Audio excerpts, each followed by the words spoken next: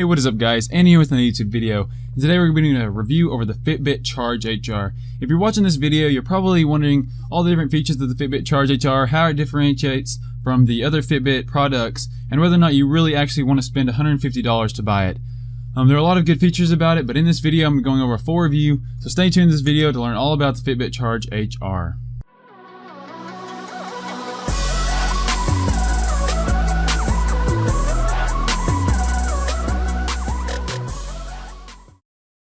Alright, so whenever you first buy the Fitbit Charge HR, when you first see it, you'll see the box. Charge HR, it's different. I'm sorry you can't really see through this camera, but basically it just has Fitbit on the top, and it's going to be showing to the display right here. But it's a Charge HR heart rate plus activity wristband, every beat counts. And since I have a larger sized hand, I got the large size. You can also, there's a small and a large, but I would recommend getting the large if you are an adult. But it gives you your heart rate.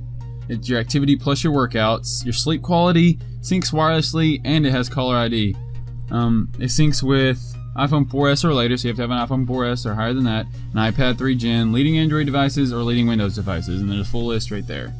Windows Vista, it's for the USB connector, which comes with it right here.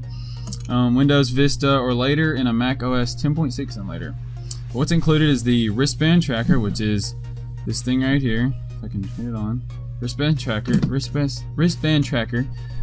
charging cable, which is rather short, but it gets the trick, and the wireless sync dongle, it's a weird word, dongle. This is what you connect to your computer, and then it tells you all this different stuff about it, like the purpose, continuous heart rate, all that tells you about it. Your tracks activity and workouts, monitors your sleep. I'll go later about the sleep thing in a little bit. Displays your run stats and caller ID. So basically, if someone calls you, this will vibrate and it'll tell you the name of the person if it's in your phone or the number. And it tells you your runtime, pace, distance, and all that stuff. And then you can sync it wirelessly through your phone. I will be going over it through my phone so you can see all the different features for that. But then there's mobile, you can see your graphs and stuff on the computer. Don't really fool around with that. And then there's your size. That's what the box looks like on the outside, and it comes with Charge HR, the cable, and then the USB thing. So we're not really worried about the charge things. Oh yeah, it doesn't say on the on the box, but excuse me. The longest I've went with this, I've had it for a week now, and it'll last about 3 or 4 days. It says it lasts up to 5 days, but mine lasted around 3 days before it needed a charge. So I mean, it's still a really long time. It takes about 45 minutes to charge it, but for 45-minute charge and lasting 3 days, that's really good. So let's go through the thing. Through the Fitbit. So for the Charge HR, what's different between it and the Charge is it's got this little sensor here that will flash green if my camera will focus. But this thing right here is what tracks your heart rate, and it will only, I have it set to where it will only start blinking rapidly whenever I hold my finger on it. That means it's tracking your heart rate, or at least it's trying to. So whenever you just sit it down, it'll blink for a little bit, and then once it notices there's no skin or nothing to track heart rate, it will just stop. So and then it'll blink like saying that it's standby or whatever. But that's what determines your heart rate right there. And then right above that, that's where the USB connector, which will go, and it has a special groove, so it has to be going in just perfect for it to connect, and then it just clicks out. But that's what goes down there. And whenever you wear it, you want to wear it at least an inch past your wrist bone, so like about here, for it to completely accurately like measure or track your heart rate.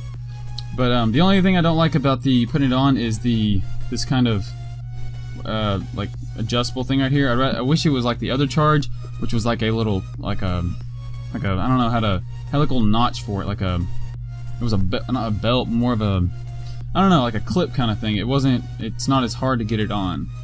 But I mean, it still works. It's better. Oh, my bad. I almost knocked my mic off. It's pretty strong plastic. Apparently there was a recall on the last one because of an allergic reaction or something. But this one's fine. It hasn't reacted to my skin or anything, so it should be good. But now back on the actual thing. All right, so you've got your little button here. This is how you can go through it. You can press through here and press it on the side, or if we'll wait for a minute and it'll go away. You can double tap right. You can double tap, and it'll go through that, or you can hold on, let for it to go away. if there's another convenient thing I think is pretty cool, if you have it on your wrist, say you just have your arm laying down, like say my arm's like this and has it on, if I just turned my arm up, it automatically clicks on, has some kind of a ball in there, it will roll when it rolls over. It thinks that you're looking at the time, and it will automatically flip over, so you just look at it and it will automatically give you time, and I think that's pretty cool. That's how that goes for the whole, like, how to turn it on. So let's use the button. So it tells you your time first thing, you press it again, it'll tell me how many steps. I've taken 5,801 steps today. Then it'll tell you what your heart rate is. Since I don't have it on, it won't give you my heart rate. Apparently my heart rate's 112. I don't think it's that high. Maybe I'm getting excited making these YouTube videos or something. Let's see here. Hold on. See if it'll check it. Okay, so I guess my heart rate is 115. I'm not sure if that's good or not. I don't think that's good. Probably me getting excited about these YouTube videos or something, because I love YouTube, right? But there's your heart rate. Then after that, it'll calculate how many miles you've walked. So I've walked 2.77 miles today. Go back to it, and then you have the calories. I've burned 2,085 calories today. I've walked 4 steps, and then it goes back to the time. So that's pretty much basically it for the actual watch. That's your monitor tracker thing there. But now it gets to the fun part. Let me get my phone out and you get on the app. So you want to download the app. Excuse my life briefcase. It's kind of beat up. I've taken it everywhere. But so basically, you want to install the Fitbit app on the website, or not website, on the App Store, or whatever kind of app installing software you have built in on your phone. And you just want to look up Fitbit, and it'll come up to the top, and you want to install it, and it'll come up with this. Actually, it'll come up more with a you'll have to set it up. Basically, you pick Charge HR, whichever band you're using, and then basically it'll set up. It'll sync, because you go down to your Charge HR here, and it'll tell you what your battery is and the version. And then this is where on the account, you have to set up account or whatever. You check which wrist you want it on. So if you're right-handed, you put it on dominant, and if you're left-handed, you put it on your. If you have it on your right hand and you write with your right hand, you want to put it on dominant. And if you're left-handed and you write with your left hand, you want to put it on non-dominant. All right, I think that's that. If you write with your left hand and you want to wear it on your right hand, you want to put it on non-dominant. Whichever hand, it just determines basically whatever that says down there. Okay, so now you've got your clock face. You can change what kind of clock you want, just regular clock. How you want the time, you can have the seconds, or you want the date. I like the date, so I can automatically just check down there. You can set up alarms, notifications, call notifications, so it'll vibrate and tell you that. Main goal is your steps. You can change what your main goal is. Customize the display, which one, like if you want the heart rate to show up first instead of the clock, you can move that up just like this. But I don't want my clock to show up. Tap gesture, that's where you can double tap it and then it'll come up to whatever you want it to show. Quick view, it's where you just go like this, and then or if you go like wrist it up and it tell you what time it is. And then all day sync, it was automatic left like that. That means it'll automatically sync every 15 minutes without you having to open the app for it to sync. And you can click sync now, which mine's already synced. So, and then it gives you can click on this thing and it'll give you this big long guide about all the different things about it. And if I'm not good enough reviewing this video, you can just go through this thing here and you can check on all that different stuff. But that's basically it for the that part. Then we go back on the dashboard. So this is where it gets cool. So we've already went through here. This tells you how many steps you've taken, and then it tells you, since I've worn it for a few weeks, or not a few weeks, maybe a little over a week, it tells me how many steps I've taken, 31,299 steps in the past, whatever that is, week I guess, a little more than a week. And then it tells me, try hitting 10,000 steps a day. I don't walk that much, so, and then it has a graph for you here, so you can check on that, and then you can go through it, so that's a pretty cool little graph there. Go back, it tells you your heart rate. I don't know why it says my heart rate is 64. I don't know why it's saying that. It's probably that's the last time. Let's see here. Yeah, I don't know what that is. I think, yeah, okay, there it goes. Now it's synced correctly. I have no BPM because I'm not wearing it. That's beats per minute. It tells me how many miles, how many calories I've burned, how many floors. We already went over that. And then track exercise. It's like if you like run or whatever. And then I have like my weight, 150 pounds, and then I have the this is where it gets cool, the sleep. So basically how the sleep thing works is if you're wearing it on your wrist, you can go and you wear it to sleep.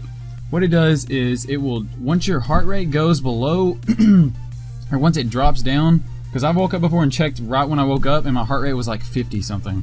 So it the way the Fitbit Charge HR works is once your heart rate is below, or if it's dropped down lower to what it usually is, and it's still for more than a certain amount of time, I think it's about an hour or so, it will automatically go into sleep mode. And basically once it goes into sleep mode, it will start timing how long you sleep until you start moving, and you're like, it's moved for more than a certain amount of time, your heart rate starts going back up, and then it recognizes that you're awake again. But this is my sleep schedule for the past like week. I get around 5 and a half hours, 5 hours to around 7. That's the highest I've got, around 7, because I usually don't get enough sleep. But this was last night. Went to bed at 12:56, woke up at 6:49, and this is where it gets cool. So it tells me how many times I was actually awake, how many times I was restless, so I was moving around in my sleep, and how much time I was awake while I was restless. So during the 15 times I was restless, I was awake for 26 minutes in total. So I can click on this, I can click on this little arrow thing here, turn it sideways, I believe. Let me slide this up here. Slide this up. Okay, so if I do this, now I can drag my finger across here, and where those little blue lines, those small little blue lines you see there, if I can slide over it, it will tell me that I was restless for 1 minute at, if I can get over it, come on. I'm just going to go this one down here, one that's easier to get on. Okay, so it says at 3:14 last night, to 3:15 last night, or in the morning at AM, I was restless for exactly 1 minute. So basically it'll tell you, you can look at this graph and you can see when you are exactly restless. Like, I know there's like, you go into different like REM sleep and all that stuff. So it's basically like, it shows you what stage of your sleep you're in. So I got a lot of restlessness right here, and then I got restless for a long time, for 7 minutes here, right before I woke up. That's probably whenever I didn't want to get up, but I had to get up. So that's that part. And then the awake, it tells you, like, it has a little like legend here, so to tell you you're awake for whenever, 2 minutes, restless for 24 minutes. That's 15 times. So I have 15 little blue dashes here, and then I have one. See, it says times one, which was at the beginning, which is probably whenever I was actually going to sleep. But that's for that night. And then the longest I had, there was the I was awake 2 times, 19 times restless, and 37 minutes in total that I was restless. And then there's your little graph again. So that was the coolest part about it that I actually enjoy. And then if you're tracking your calories and stuff, you can go here, and then you click add, and then you can do a barcode. And you want to, I guess, allow. I don't use this. I haven't used this graph thing. Basically, you get a barcode.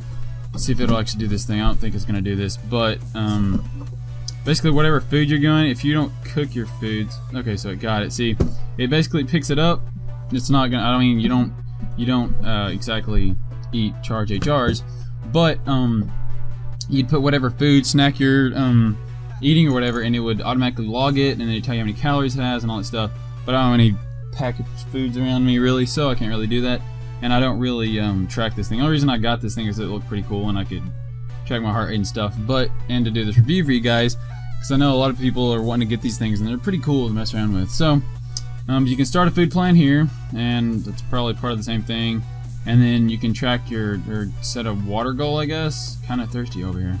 Yeah, I haven't really used that at all. I mostly only use the steps, the BPM, the miles, the calories, floors, and then my sleep thing. But that's basically it for that little section. You can edit what you want to actually show up on here.